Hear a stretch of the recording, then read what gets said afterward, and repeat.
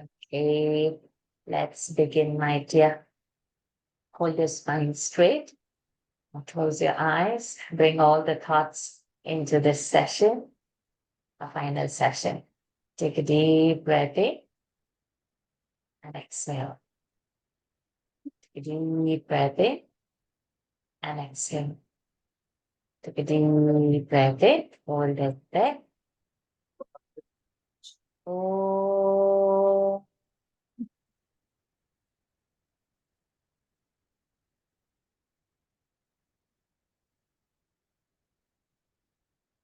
Oh. Oh.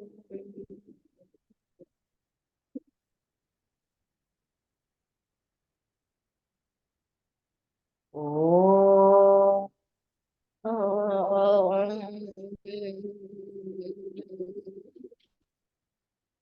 Arms to the Lord. Arms to the Lord in your right here. Okay, let's get on. So, what was the word which you had stuck yesterday? Avasthitan. अवस्थितान् कैर्मया सह योद्धव्यम् अस्मिन् रणसमुद्यमे योज्यमानानवेक्षेऽहं य एतेऽत्र समागताः धातर Samudyami. समुद्यमे योत्स्यमानानवेक्षेऽहं य एतेऽत्र समागताः धातराष्ट्रस्य दुर्बुद्धेः युद्धे प्रियचिकीर्षवः. Rishikeshaha. 15 or 24? Whichever you like. ऋषिकेशः देवदत्तं धनञ्जयः पौण्ड्रं दध्मौ महाशङ्खं भीमकर्मावृकोदरः अनन्तविजयौ राजा कुन्तीपुत्रो युधिष्ठिरः नकुलः सह Kunti Putra. युधिष्ठिरः नकुलः Thiraha. सह देवश्च सुघोषमणिपुष्पकौ काश्यश्च. Maharathaha. 17 or 4? 17. महारथः युयुधानो वीरा धृष्टद्युम्नो विराटश्च सात्यकिश्चापराजितः द्रुपदो महारथः धृष्टकेतुश्चेकितानः काशीराजश्च वीर्यवान् पुरुजित्. Viratascha. 4 or 17? 4. युयुधानो विराटश्च द्रुपदश्च महारथः धृष्टकेतुश्चेकितानः काशीराजश्च वीर्यवान् 20. पुरुजित्. 20? 17. धृष्टद्युम्नो विराटश्च सात्यकिश्चापराजितः द्रुपदो द्रौपदेयाश्च सर्वशः. Raja. 2 or 16? 16. अनन्तविजयौ राजा कुन्तीपुत्रो युधिष्ठिरः नकुलः सह देवश्च सुघोषमणिपुष्पकौ काशश्च. What's the word again? Raja. राजा वचनमब्रवीत् पश्यैतां पाण्डुपुत्राणाम् आचार्यमहतीं जमूं व्यूढान् Draupadeyascha. 18. 18. द्रुपदो द्रौपदेयाश्च सर्वशः पृथिवीपते सौभद्रश्च महाबाहुः शङ्खां Draupadeyascha. 6. सौभद्रो द्रौपदेयाश्च सर्व एव महारथाः अस्माकं तु विशिष्टाये तान् निबोध Keshaha.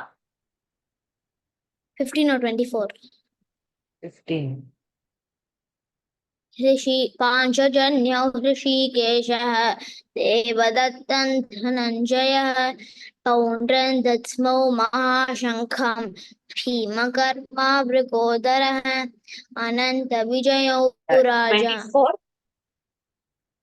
एवमुक्तो हृषीकेशः गुडाकेशेन भारत सेनयोरुभयोर्मध्ये स्थापये पृथिवीपते Saubhadra महीपते.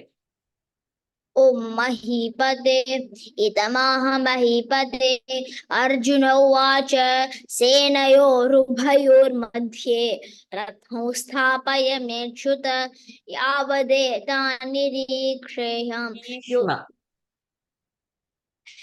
8, 10, 11 or 25. We'll start from 8. भीष्मद्रोण ओ भवान् भीष्मश्च कर्णश्च भवान् भीष्मश्च कर्णश्च कृपश्च समितिञ्जयः अश्वत्थामा विकर्णश्च 24 25 25. भीष्मद्रोणप्रमुखतः सर्वेषां च महीक्षिताम् उवाच पार्थ पश्येतान् समवेतान् कुरुनिति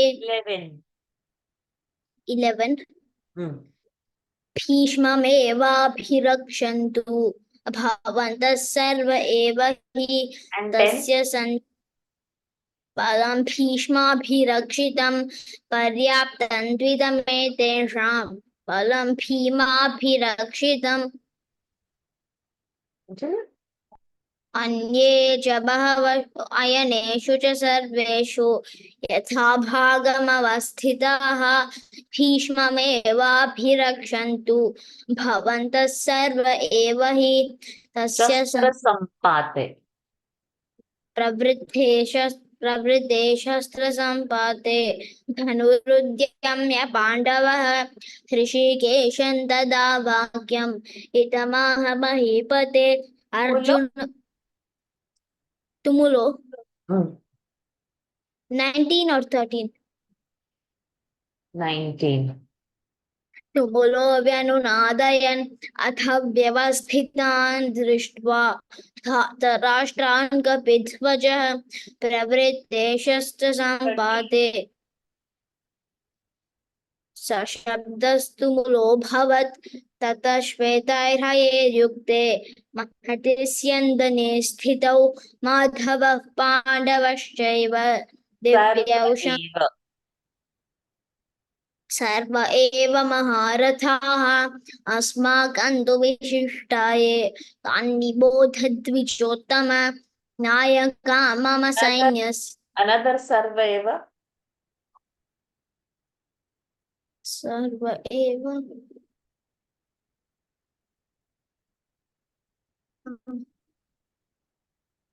that is another one. Sarva eva Maharathaha you said at 6, but there is one more Sarva eva.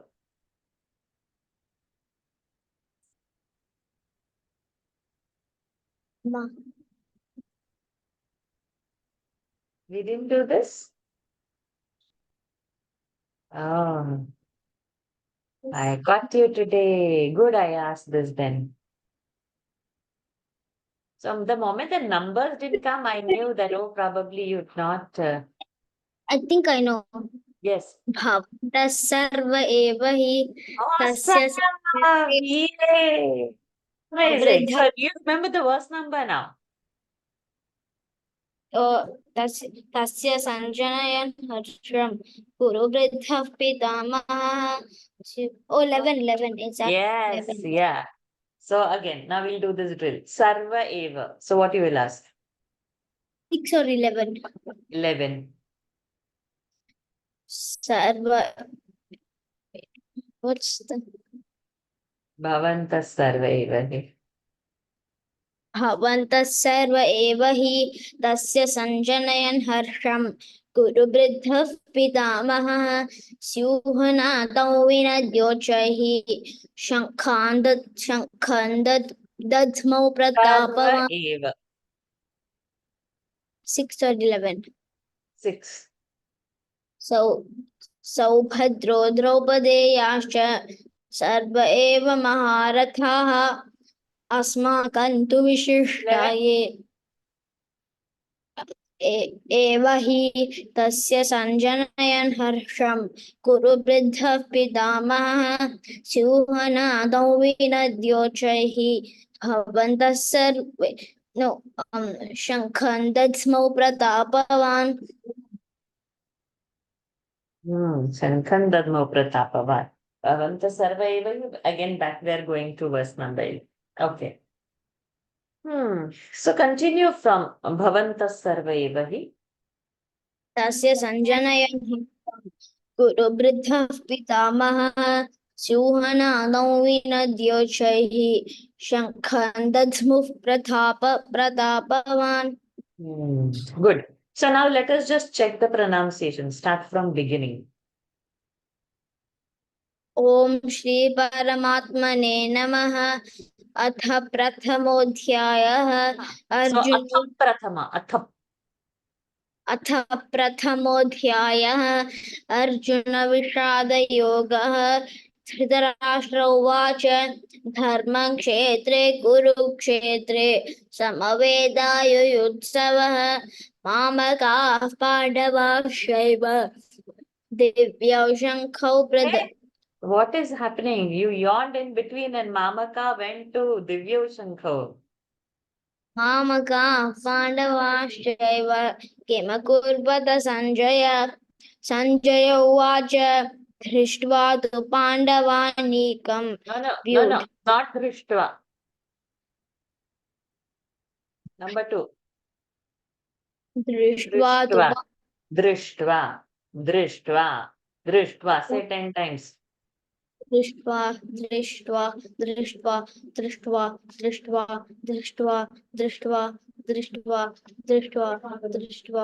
Start from Sanjay Uvacha. Sanjaya उवाच दृष्ट्वा तु पाण्डवानीकं व्यूढं दुर्योधनस्तदा आचार्यमुपसंगम्य राजा वचनमब्रवीत् पश्येतां पाण्डुपुत्राणाम् आचार्यमहतीं चमूं व्यूढान् द्रुपदपुत्रेण तव शिष्येण तव शिष्येण धीमता Start from Vyudhan. व्यूढान् द्रुपदपुत्रेण तव शिष्येण धीमता अत्र शूरा महेश्वासाः भीमार्जुनसमायुधि युयुधानो विराटश्च द्रुपदश्च महारथः धृष्टकेतुश्च कितानः काशीराजश्च वीर्यवान् पुरुजित् कुन्तिभोजश्च शैब्यश्च नरपुङ्गवः युधामन्युश्च विक्रान्तः उत्तमौजाश्च वीर्यवान् सौभद्रो द्रौपदेयाश्च सर्व एव महारथाः अस्माकं तु विशिष्टाये. Sleepy, darling. It's okay to continue, right? You're sleepy. It's okay to continue, correct? अस्माकं तु विशिष्टाये तान्निबोधद्विजोत्तम नायका मम सैन्यस्य सैन्यार्थं तान् ब्रवीमि ते भवान् भीष्मश्च कर्णश्च कृपश्च समितिञ्जयः अश्वत्थामा विकर्णश्च सौमदत्तिस्तथैव च अन्ये च बहवः शूराः मदर्थे त्यक्तजीविताः नानाशस्त्रप्रहरणाः सर्वे युद्धविशारदाः अपर्याप्तं तदस्माकं बलं भीष्माभिरक्षितं पर्याप्तं द्विदमेतेषां बलं भीमाभिरक्षितं तस्य like this, no, 1/2 mark they cut. Okay. So we fumble when the mind has gone from the moment. Okay. So when you are chanting, let the mind not go anywhere. Be just there. Because if you repeat, come back and repeat, or you fumble little and you correct, they have not corrected. You on your own correct. One small mark they cut. So that will be a very big in the finals. Okay. So start again from that Balam Bhishma. बलं भीष्माभिरक्षितं पर्याप्तं त्विदमे तेषां बलं भीमाभिरक्षितं अयनेषु च सर्वेषु यथा भागमवस्थिताः भीष्ममेवाभिरक्षन्तु भवन्तः सर्व एव हि तस्य सञ्जनयन् हर्षं कुरु वृद्धः पितामहः स्योहनादौ विनद्योजैः शङ्खं दध्मौ प्रतापवान् ततः भेर्यश्च पणवानकगोमुखाः सहसैवाभ्यहन्यन्त सशब्दस्तु मुलोऽभवत् ततः श्वेतैर्हयैर्युक्ते महति स्यन्दने स्थितौ माधवः पाण्डवश्चैव दिव्यौ शङ्खौ प्रदध्मतुः पाञ्चजन्यौ हृषीकेशः देवदत्तं धनञ्जयः पौण्ड्रं दध्मौ महाशङ्खं भीमकर्मावृकोदरः अनन्तविजयौ राजा कुन्तीपुत्रो युधिष्ठिरः नकुलः सहदेवश्च सुघोषमणिपुष्पकौ काश्यश्च परमेश्वासः शिखण्डी च महारथः धृष्टद्युम्नो विराटश्च सात्यकिश्चापराजितः द्रुपदो द्रौपदेयश्च सर्वशः पृथिवीपते सौभद्रश्च महाबाहुः शङ्खान् दध्मुः पृथक् पृथक् सघोषो धृतराष्ट्राणां हृदयानि व्यदारयत् again. Sadghosha onwards again. सघोषो धार्तराष्ट्राणां हृदयानि व्यदारयत् नभश्च पृथिवीं चैव तुमुलो व्यनुनादयन् अथ व्यवस्थितान् दृष्ट्वा धार्तराष्ट्रान् कपिध्वजः प्रवृत्ते शस्त्रसम्पाते धनुरुद्यम्य पाण्डवः प्रवृत्ते शस्त्रसम्पाते धनुरुद्यम्य पाण्डव ऋषिकेशं तदा वाक्यम् इदमाह महीपते सेनयो अर्जुनौ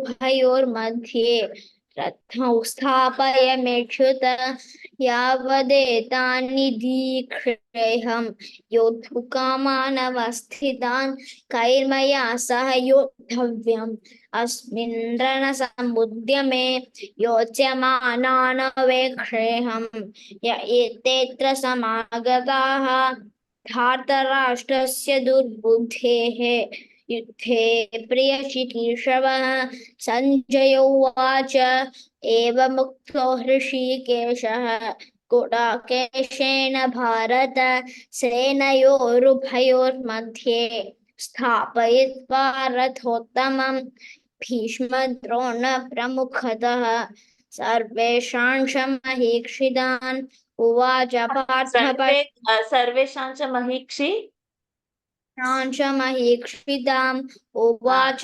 पार्थेतान् समवेतान् कुरुनिति हरि ओम्. Okay. So this Dhanurudyamya was there, and then that repeat. So you'll see this video again. I'll ask now 5 and then we will stop 5. Okay. I'll choose a mix from tough, difficult, and then easy, like that. Yudhi. युयुधानो विराटश्च द्रुपदश्च महारथः धृष्टकेतुश्चेकितानः काशीराजश्च वीर्यवान् महेश्वासः शिखण्डी च महारथः. I caught you. Not Parameshwasaha. Maheshwasaha. Arjuna Samayudhi Yudhan Adascha Tripadascha Maharatha Krishtake 13 or 14. 13. Tata Shankascha Bhejascha Panavanagomukhaha Sahasaivaabhyahanyanta Sashabdastu Mulo Bhavat Tata Shvetve Yukte Mahadisyandane Sthitau Madhava Mandavaschaiva Poundram. Divya Poundram. Poundran Datsmau Mahashankham Bhima Vrikodarah Ananta Vijayau Raja Kunti Putro Yudhishthirah Nakulasa Pravritte Shastra Sampade Dhanurudyamya Pandavah Excellent. Rishike. Well done. Amazing. Don't lose your first prize. So keep your mind over there. Reduce the speed. Hold the body very nice, erect, and be very confident. Look into judges' eyes. Don't look anywhere else. And if there are 3 judges, to 3 judges alternately look. Maintain a smile. Reduce the speed. Whatever you're thinking, let it go in the brain. Outside, don't show any sign of thinking. Yes? First prize is yours there. Okay. All the best. Thank you, Chulu. Thank you, ma'am. My pleasure. Okay, well done. You are excellent. There's nothing that can stop you now. You've done your best. Now rest we leave it to the Lord. Okay. Fine. So we are going to end our session now. And this is our final thing. And then we will see. I might, Ramyaji, I might start somewhere after June a Gita class for just for chanting, adults and kids all together, so that we keep the momentum on and we complete the chapter 1 also, and then we go into chapter 2 in that way. So I'll let you know. Sunday I will keep so that all the kids and parents can also join. Who's there? His brother is going to board exam now. Oh, all the best. What's his name? Tarun is my name. Darun. Tarun. Oh, all the best to you, darling. Go shining star, rocket and cup. Thank you, man. Ario. Ario. So I'll not hold you. You'll have to see him off, right? We'll just quickly. That's a little bit. Today he was praying and all, he was watching his brother getting ready. Good. So I'll just quickly end the session and I'm going to give you loads of blessings, loads of love so that nothing less you come with. Get the highest and come. Yes? All the best, darling. Now you first catch a sleep. Good rested mind will keep it alert. He's yawning. Okay, hold your spine straight. Let's end the session. Oh.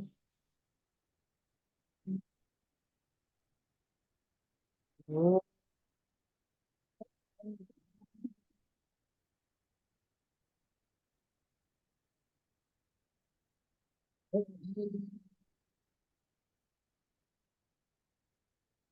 Ario, make it tough for the judges. Don't fumble. If you'll fumble or think, no, it is easy for them to cut the mark. Okay. Just make it tough for them. They will have to really, where to cut his mark, like that they should feel.